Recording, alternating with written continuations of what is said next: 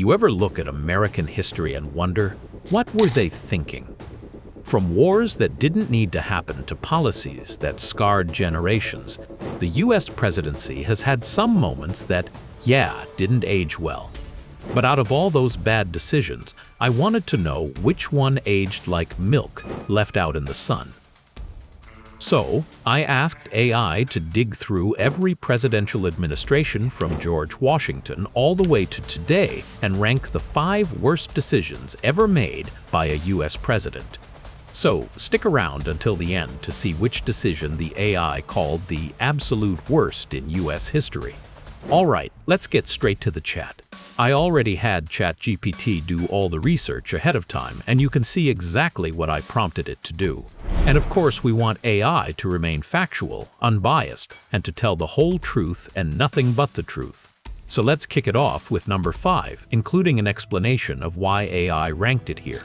Number 5. Nixon's Watergate cover-up and abuses of power, 1972 to 1974.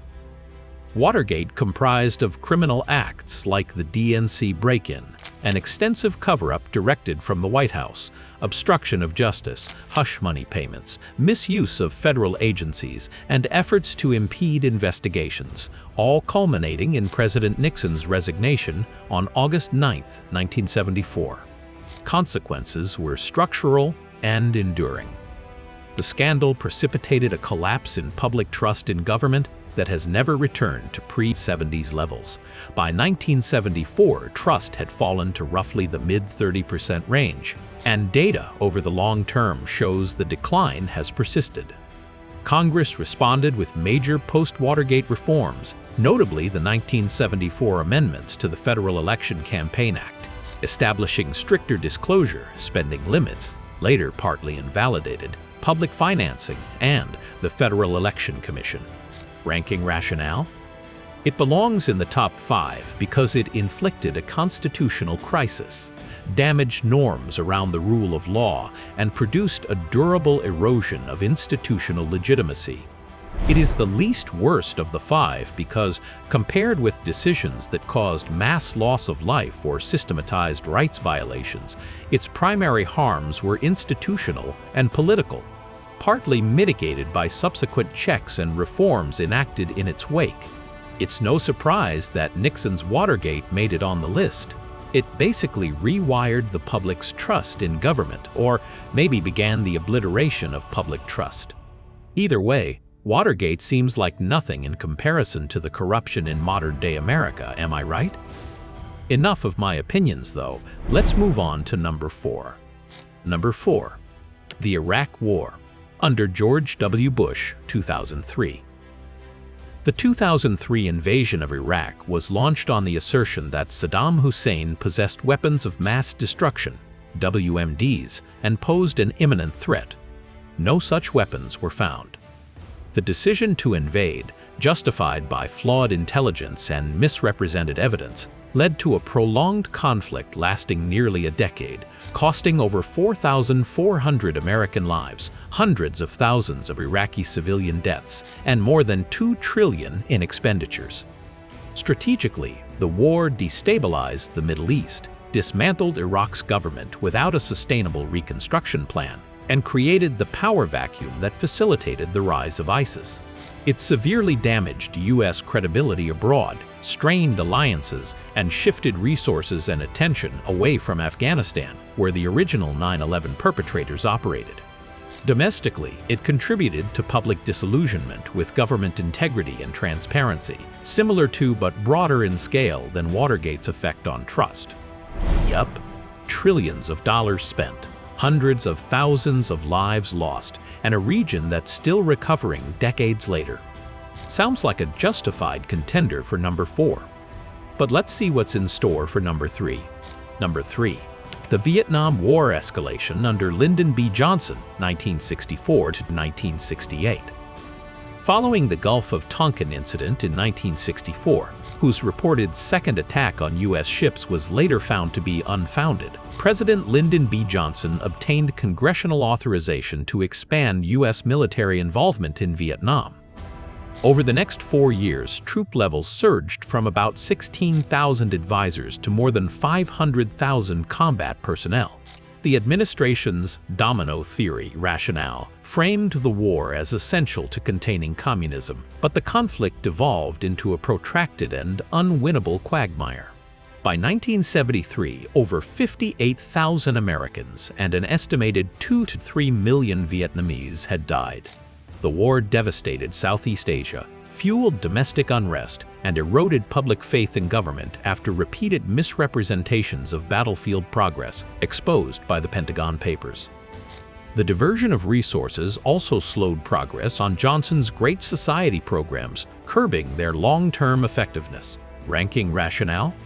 Johnson's escalation ranks worse than the Iraq War because it combined deception, domestic division, and massive human cost with little strategic gain. Whereas Iraq destabilized a region, Vietnam destabilized the United States itself, splitting generations, undermining confidence in leadership, and redefining American foreign policy for decades with what became known as the Vietnam Syndrome. The decision entrenched a precedent for executive overreach in wartime authority and left scars on U.S. society that lasted long after the conflict ended. Sounds like all presidents, current and future, should learn a lesson about senseless wars. They don't seem to work out too well for them. Will they listen? Probably not. Before we head into the top 2, if you want to support the channel, hit that like button, subscribe if you haven't already, and comment your own top 5 worst presidential decisions if they didn't make this list. Alright, with that out of the way, let's get into number 2. Number 2.